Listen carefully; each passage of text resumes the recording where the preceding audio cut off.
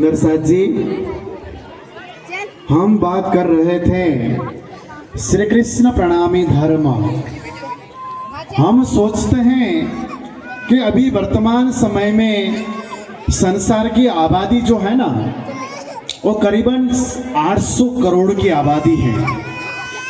800 करोड़ की आबादी में भारत की जनसंख्या है 140 करोड़, और 140 करोड़ में भी हिंदुओं की संख्या करीबन 90 से 100 करोड़ के आसपास है।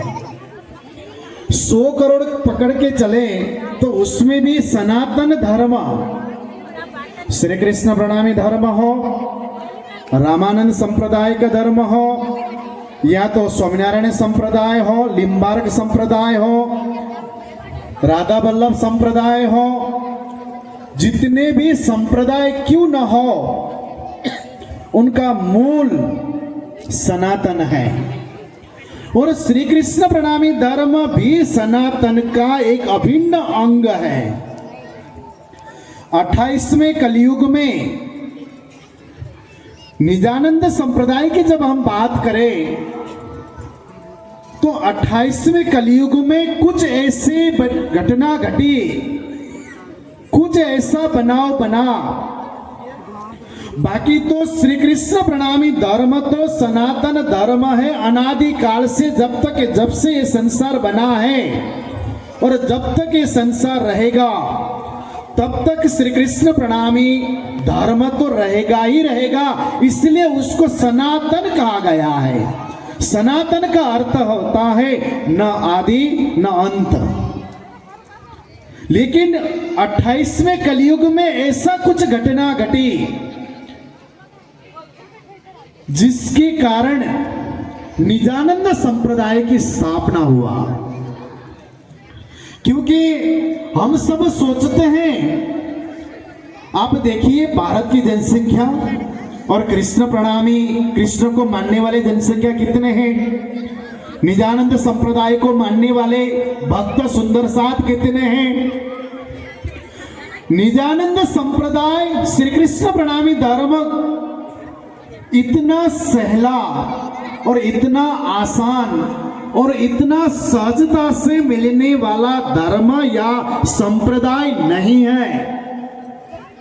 श्री कृष्ण प्रणामी धर्म निजानंद संप्रदाय में आप सब आए हैं, इसका पीछे आपका अनंत अनंत जन्मों का सत्कर्म जब फलीभूत हुआ, तब जाकर के 28वें कलयुग में भारतवर्ष मनुष्य शरीर और प्रणामी धर्म निजानंद संप्रदाय में दीक्षित होने का सौभाग्य हमें मिला है।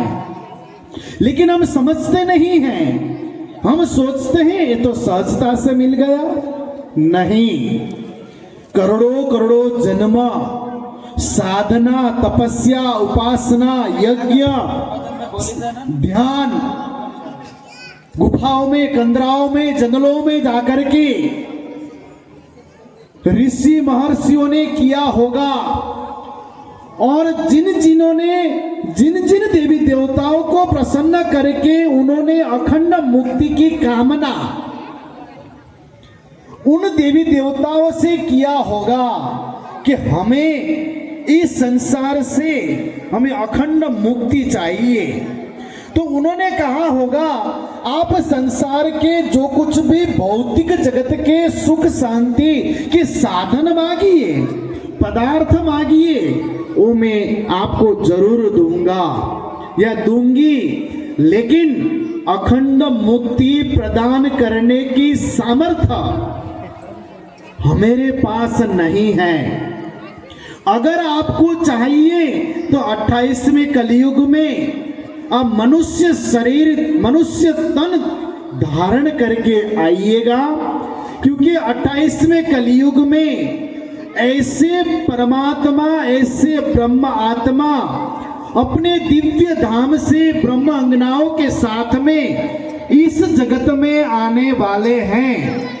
और उनके आचरण, उन्होंने जो पथ बताएंगे वो पथ पर चलने से आपका आवागमन का जो चक्र है कि पुनरपि जननम पुनरपि मरणम पुनरपि जनने जठरे शयनम, ये संसार में बार बार आना और संसार से बार बार जाने का जो क्रम है, इसमें से अगर छुटकारा चाहिए, अखंड मुक्ति चाहिए, तो 28वें कलयुग में मानव तन धारण करके यहाँ पर आप आइएगा और ऐसे सामर्थ्य परमात्मा, ऐसे सामर्थ्य सद्गुरु का सानिध्य प्राप्त करोगे तो तुम्हारा आवागमन का फंद, आवागमन का चक्र में से आप परमानेंटली छुटकारा आपको मिलेगा। भागवत में भी कहा है, भाग्योदयेन बहुजन्म समरसितेन, एक जन्म नहीं, दो जन्म नहीं, भाग्योदयेन बहुजन्म समरसितेन, अनंत अनंत जन्मों का फल जब एकत्रित होता है तब जाकर के ऐसे अवसर हमें प्राप्त होता है। इसलिए स्वामी जी ने भी कहा, ये जो समय है ना, ये अमृत वेला, अमृत घड़ी है।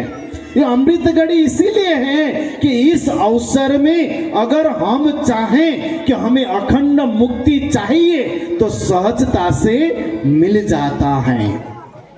इसीलिए 28वें कलयुग में हम बैठे हैं ना, हो सकता है द्वापर युग में कोई ऋषि रहे हो, त्रेता युग में कोई सन्यासी रहे हो, कोई ध्यानी रहे हो, और 28वें कलयुग में मनुष्य शरीर धारण करके आए हैं। इसको आप सामान्य न समझिए। हम यहाँ बैठे हैं, हम सोचते हैं ये तो स्वतः, इस बार नहीं तो कोई नहीं, अगले साल हम अपना जीवन धन्य बनाएंगे, अगले मनुष्य शरीर जब हमें मिलेगा तब हम हमारे आत्मा के कल्याण के लिए कार्य करेंगे। लेकिन नहीं, परमात्मा बार बार मनुष्य शरीर नहीं देते हैं। 84 लाख प्रकार के जन्म जन्मांतर में भटकने के बाद वे परम पिता परमात्मा हम सब के ऊपर कृपा करके, कृपा निधान है, कृपा करके एक मनुष्य शरीर प्रदान करते हैं कि मनुष्य शरीर के माध्यम से हम हमारा आत्मा का पहचान करें, आत्मा के स्वामी परमात्मा कौन है उनको पहचान करें, और आत्मा कहां से आई है और आत्मा का गंतव्य स्थान कहां है उनको ढूंढने की कोशिश करेंगे। उनको ढूंढ करके आत्मा को वहां ले जाने की कोशिश करेंगे तो मनुष्य जीवन सार्थक है। नहीं तो जीने के लिए तो 84 लाख प्रकार के जीवों में पशु पक्षी जीव जंतु स्वतः जी रहे हैं, हम भी उसी तरह से जिएंगे। तो पशु पक्षी और जीव जंतु और हम में यानी कि मनुष्य में क्या तफावत है? कुछ भी तफावत नहीं है। लेकिन स्वामी जी ने कहा, मनुष्य तन अखंड फल पाइए, सो क्यों पाए के वृथा गमाइए, ये तो अदखिण को अवसर सो गमावत माज निधर। सुंदर साथी, ये मनुष्य शरीर अखंड फल नहीं है, लेकिन ये मनुष्य शरीर के माध्यम से जो परम धाम अखंड फल है, परमात्मा अखंड फल है, वो हम सहजता से प्राप्त कर सकते हैं। अगर परमात्मा एवं परम धाम आत्मा का धाम में जाना हो तो मनुष्य शरीर के माध्यम से जाया जा सकेगा। यानी कि इसी को मध्यस्थ बना करके, जिस तरह हम एक जगह से दूसरा जगह जाना हो तो हम साधन के रूप में कभी मोटरसाइकिल, कभी गाड़ी, कभी ट्रेन, कभी फ्लाइट में जाते हैं तो साधन हुआ। इसी तरह ये भवसागर रूपी संसार से, भवसागर से अगर हमें पार जाना है तो ये शरीर को साधक बनाना पड़ेगा, ये शरीर को साधन बनाना पड़ेगा, और साधन बना करके ये शरीर के अंदर जो आत्मा है उसको परम गति को प्राप्त किया जा सकेगा। इसीलिए तुलसीदास ने कहा ना, बड़े भाग मानुष तन पावा, सुर दुर्लभ सब सद ग्रंथि न गावा, साधन धाम मोक्ष कर द्वारा, पाई न जेहि पर लोक सवारा। श्री कृष्ण प्रणामी धर्म निजानंद संप्रदाय के जो दिव्य ग्रंथ है 18,758 चौपाई श्रीमद तारतम सागर ब्रह्मवाणी, वो तारतम सागर ब्रह्मवाणी में महामती स्वामी श्री प्रणनाथ जी महाराज जी ने जो बातें कही हैं, यही बातें धर्म शास्त्र में भी लिखा है, भागवत में भी है, रामायण में भी है और अलग अलग धर्म शास्त्रों में लिखा है। इसीलिए स्वामी जी ने कहा कि शास्त्र ले चले सतगुरु सोई, वाणी सकल को एक अर्थ होई, सब सियानों की एक मत पाई, पर अजान देखे रे जुदाई।